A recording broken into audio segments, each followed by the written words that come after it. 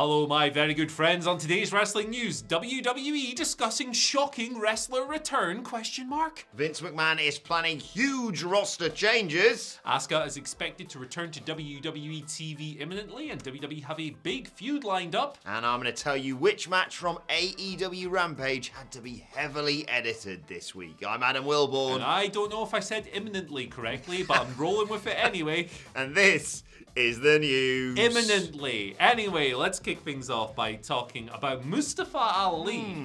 We haven't spoken about this chap in a while, but obviously at the start of the year, he was all over the news. He requested his WWE release in January. It soon became clear that WWE were not going to accept his, or let him go from his contract. Years left to run on his deal. It was reported at the time there was talk of a creative pitch that was described as something he would never do. There was an argument with Vince McMahon. You know the situation with Mustafa. He's been off TV since October. He lost his last 9 matches leading up to that point. It's a whole deal. But apparently, according to Fightful Select, at least internally, WWE have discussed the idea of bringing him back. Now, this is quite shocking considering the circumstances. He's been quite outspoken and stuff on Twitter.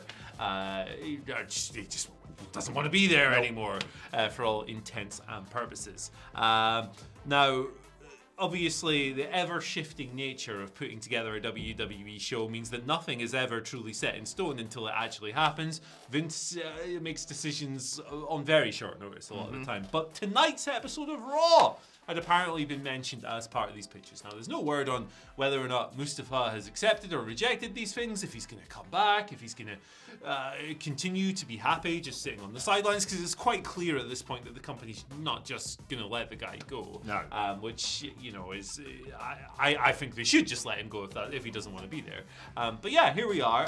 Not a story I expected to wake up and read today, but maybe I might have Mustafa Ali back. Yes, this is one of the reasons why I always say never in business. Yeah. Because like you say, I'd put my house on them just being a rerun of what happened with Neville Pac, of course. Yeah. Of them just both parties just sort of waiting for the clock to run out. And yet, I don't know how long did you say how long he's got left on his contract? Several years, it was reported at the time. So maybe it's just a case of Mustafa deciding, well, I'm stuck here, I might as well do something. Yeah. Or maybe WWE have genuinely won him over, and obviously he came incredibly close to winning Money in the Bank a few years back, and then just stupidly stood there whilst Brock Lesnar came down and wrecked everyone. Not his fault, of course. So yeah, I hope that he does get back in the ring, but that's only because I want Mustafa Ali to be back wrestling, and I think he's far too good to just be wasted on the sidelines. Yeah, it's one of those. It sounds awful, but I'm like, well, if you're stuck with them, you might as well see what they've got to offer you, and hopefully they're in a giving mood at the moment. Let's look at what happened. Very different scenario, but with Kevin Owens and his contract negotiations, and everyone going, why didn't he go to AEW? Well, because they gave him his dream match at WrestleMania. Yeah, so. And Kevin Owens is so good on WWE TV as well. Like, if you think about something like the Ezekiel program, how much worse would that be with literally anyone apart from him or maybe Sami Zayn? Just these guys with presence who are so good at filling space with little wisecracks or over the top gesticulations and stuff. With regards to Mustafa Ali, hey man, whatever decision he makes, I just hope he's happy. Yes, exactly. In terms of other huge changes in WWE, apparently there's some big roster changes coming, according to WrestlingNews.co's Paul Davis. You may have seen on SmackDown this week, Xia Li, the Protector, decided she's the only one worth protecting in WWE, a seeming heel turn from her after they sort of had this big build-up. Then, if I remember rightly, they brought her in. She sort of kicked Natalia's ass for a week. Yeah. And then they went, cool, well, that's that done then. See you later. And then she maybe made a run in to save Naomi, I think, at one point. Or maybe that was the same thing. I don't know. She said, see you later. Yeah, as well. Basically. So that is a sort of... See you later in a Geordie accent. It's good. See you later. There you go. Is a sort of microcosm of what's happening across the board. Apparently, Vince McMahon has looked at his roster and gone, everyone's miscast. So maybe we're going to see some babyface turns, some heel turns. Lots of changes basically coming your way in the next few months, which... I mean, I love a good shake-up, but I don't think there's that many people who I look at on the roster and go, you're completely in the wrong position here. Yeah, they've had a few turns recently, haven't we? We had Rhea Ripley last week. I'm sure there will be more on the horizon. Maybe the various people who are going to be in the Blue Man group with Edge. Yes. Rhea Ripley has been pinpointed as someone. Tommaso Ciampa was another one. Yeah. So he kind of came up babyface-ish onto the main roster, but he wasn't there last week, so maybe, I don't know, maybe we'll see that come together as well. But yeah, it's Vince, isn't it? He's prone to just waking up and going, change everything, pal. This is not what I want. Completely rip up the rulebook. We'll see how it comes to pass. Yeah, exciting to see what happens next with all this. Asuka, she might be coming back. Oh, thank goodness. She might be on tonight's Raw as well. What's going on? Sounds like it's going to be a newsworthy show, if nothing else. If these things come to light, of course. And again, we need to stress that Vince could change his mind 10 minutes before it hits the airwaves. But Fightful Select coming through with a report saying that Asuka's return, imminent return, has been discussed as well. Plans are being put together. And as of the weekend, tonight's episode of Raw was part of the plans here. Now, a short-term program at the very least with Becky Lynch has been mooted or discussed for Asuka when she does come back. So, you know, Becky's due to return tonight as well. Yes, she's got her first appearance since she had a breakdown at WrestleMania, basically. Yeah, so maybe that'll lead to something. Who knows? That's just me speculating on that. But Asuka's been gone a long time. She wrestled at Money in the Bank last year, July. That was the first show back with crowds, so at least she got to scratch that itch before taking time off. She had to get some shoulder surgery, she had some dental work done. The Fightful report here notes that there were inquiries as to whether or not she'd be able to participate in the Royal Rumble in January. Wasn't ready by then. In February, the outlet learned that WWE thought they'd have Asuka back by spring. So that would be in line with this. It would take a big name off the kind of comeback list. It would pretty much just leave Bayley, right? There's not really... Alexa, maybe Of course, Alexa, yeah. So there's not really that many other ones left after you cycle through these people. But yeah, we all miss Asuka. She's been gone like 9 months. That's a long ass time. I think it's long enough for her to feel fresh when she comes back. Yeah, and I think it's necessary. We've got some good feuds going on at the moment at the top of the card. I mean, I really like what they're doing with Charlotte and Ronda, genuinely. I love a good beat the clock challenge. Got that coming our way on SmackDown this week. And I think an I Quit match is great. I said at the time I loved Sonya Deville deciding, I'm going to batter your head in, Bianca Belair, and that's going to be an entertaining match at WrestleMania Backlash as well. And then you've got Natalya and Shayna Baszler challenging for the tag titles, which is fine, I suppose. Sure, yeah. And you've got, you know, the new people that you brought up, Raquel Rodriguez. Very excited to see what they do with her. But I just feel it needs a bit of an injection of something, and Asuka is the perfect person for that. Totally agree. Yeah, really excited for her to come back, for Bayley to come back. And then God knows what they're going to do with Alexa Bliss. Right, let's talk finally a little bit about AEW Rampage. You may have noticed one of the matches seemed a little bit all over the place this week. It was, I mean, the story was really easy to follow because it was two men beating the crap out of each other.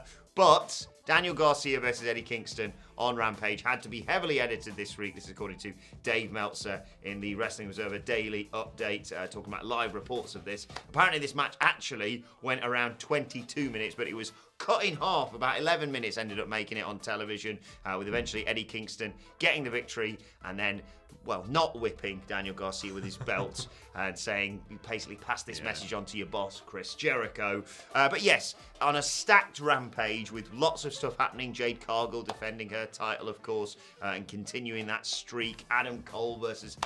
Well, it was lot of stuff. Terrifying. Was it Stone Pitbull? I always forget what he's called. Tomohiro Ishii. Yeah. I always forget it. I wouldn't say concrete pitbull every time. The concrete dog. Yeah, exactly. Yeah, it was a very, very busy show. There was talk segments as well. We heard from Hook. He spoke. So because Danhausen crushed some crisps, man. That's the line you don't cross. But yeah, basically the reason why it was heavily edited wasn't because there was huge mistakes or anything like that in it. It was because everything ran wrong. So they crammed so much into 1 hour, basically. Yeah, it seems. And let's not forget as well, on that Wednesday taping, they had to do the live episode of Dynamite. Then they did Rampage. Then they did Dark Elevation matches. So stuff runs long. You've got to cram it into a 1 hour TV show. No word on whether or not it was this match that ran long or if it was something else. But to me, this is really interesting because I actually thought it was the best match on the show. And that's quite surprising because everyone knows Ishii's my favorite wrestler of all time. And yeah, I actually like this match a little bit more. So it's quite interesting to think how great it might have been. Yeah. With the extra time. But either way, I think we still got a good TV match. And ultimately, I don't care about things running long if the end result is still a good watch. So exactly, as long as it doesn't seem like it's completely at its balls cut off. Exactly. It was incredibly visceral, that match. It was. Punches in the face and slaps and stuff. If it runs long and it doesn't really affect your enjoyment of it, that's a Tony Khan problem and no one else. So exactly. Who cares? Right, let's move on to your Twitter questions. At WhatCulture WWE, of course, you want to get in touch with us. First question today comes from Mark Sol, who says, Morning Legends. Thoughts on if Jericho will change his theme song again so fans can't sing along? We've obviously got the little intro from, I think, Daddy Magic at the beginning now. But what do you reckon? Do you think that to really discourage the fans from supporting the Jericho Appreciation Site is going to get changed? Nope, not at all. Not at all. I think that you have two schools of thought when it comes to this kind of thing, when you have a heel whose entrance is so well received from the crowd. An example of the opposite, or the kind of thought process you've used here, which is logical. The Shinsuke Nakamura, when he turned heel, he ruined his theme by putting a crap rap over the top of it to stop people going, oh, which was happening every week, which is fair enough. But with the Jericho thing, it feeds into his egomania. When he comes out, and the whole arena is singing to him, it feeds into his character's complete self-obsession. Hearing these people singing this stuff and basking in it. It's the same as Adam Cole. It's why Adam Cole plays up to the boom and the Adam Cole baby. It's because he's a complete egomaniac, and these people who make the noise are stroking his ego. And this was kind of fundamental to the Jericho character change as well. So I don't think we'll ever see him get rid of Judas. I think it works extremely well as a face theme because it's like serenading him, and as a heel one because he's like, look how adored I am. Actually, I'm a prick. So I think it's good stuff. Yeah, I think you need a bit of light and shade with everything. To be honest, you can't all have a music theme hits and then the crowd just boos. Like you say, it's a nice change up, and I think people would just sing it anyway, even if they did change it. I will say this: if they changed it to literally any other Fozzy song, they ain't singing along, bro. Nope. What are the lyrics for this one? Aaron Cottrell gives us our second question of the day. Aaron asks, is it possible that the Usos lose only to have Roman get mad at them for them to then cost him his title against Cody Rhodes? All comes unraveling. I don't know if I see it falling out in that specific way. I think the long-term potential of the Bloodline is as a babyface act together. I think all three of them are very good, will be very good in those roles. So I don't really see it playing that way. And I think they would be running a dangerous game by not just playing Cody versus Roman straight up. Yeah, and I think we're getting close to the, I hate to say it, but the breakup of RK Bro. Yeah. And so I would, if you asked me to bet now, I'd guess that the Bloodline unifies the titles at WrestleMania Backlash.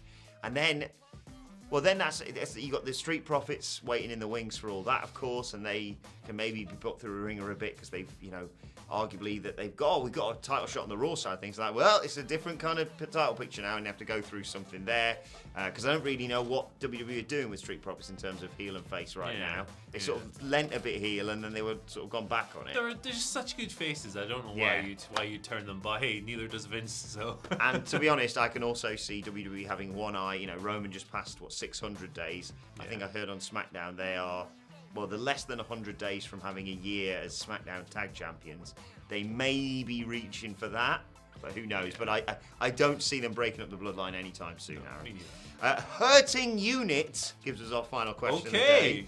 He says, what's worse, a beating for 20 minutes from the APA, where's up from the Dudley Boys, or having Haku be mildly upset with you? All right, so the first one and the last one are objectively awful. Yeah. Haku has picked people's eyeballs out of their sockets and stuff. He was this close to doing it to Simon Yes, Miller. Yes, he was. So, yeah, I would never want to give that legendary man any reason to be upset with me. I love you, Haku. Shout outs. He's just the all-time hard man of pro wrestling.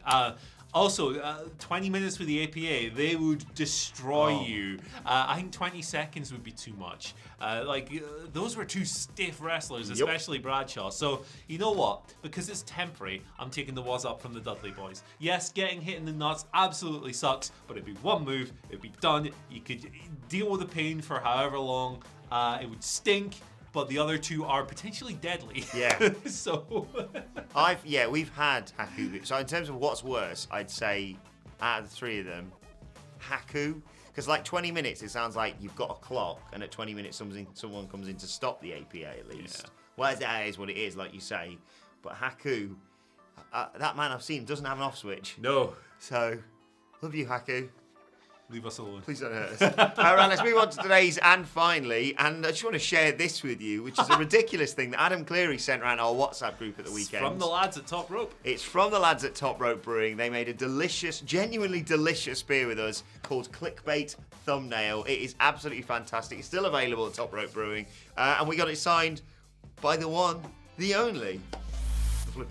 Well, specifically Bray Wyatt. Bray Wyatt, that version of him, signed a can for us. There was some of the other lads from the Wyatt Adam family. Scherer, Eric Redbeard, all enjoying it's ridiculous. And it's awesome. Congratulations to Top Rope Brewing for all the good stuff that they've been doing over the last few months. So this is from For the Love of Wrestling, which was the big convention that went over this weekend.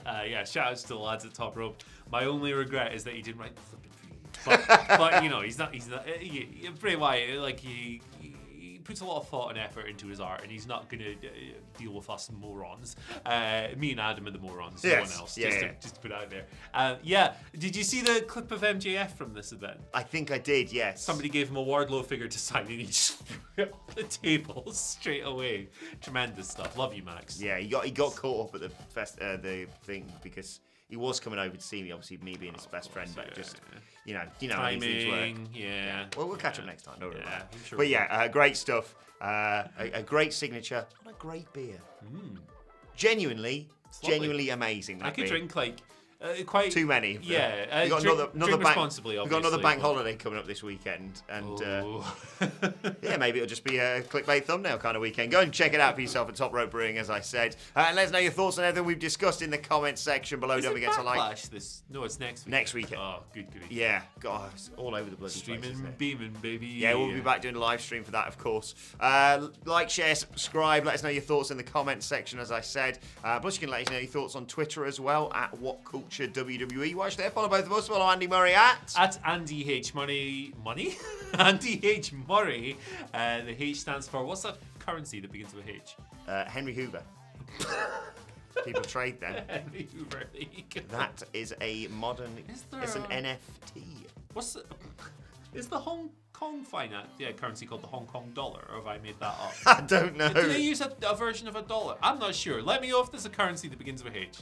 I'm trying to think if there's a really obvious one now, but I don't know. If it's not British, I don't care. Right, it is. Let me know your thoughts on everything on Twitter. Gammon and chips. Adam Wilborn. Follow us all at WhatCulture WWE. WhatCulture Wrestling, wherever you get your podcasts from, for daily wrestling podcasts, of course. But for now, my thanks to Andy Murray. Thank you for joining us, and we will see you soon.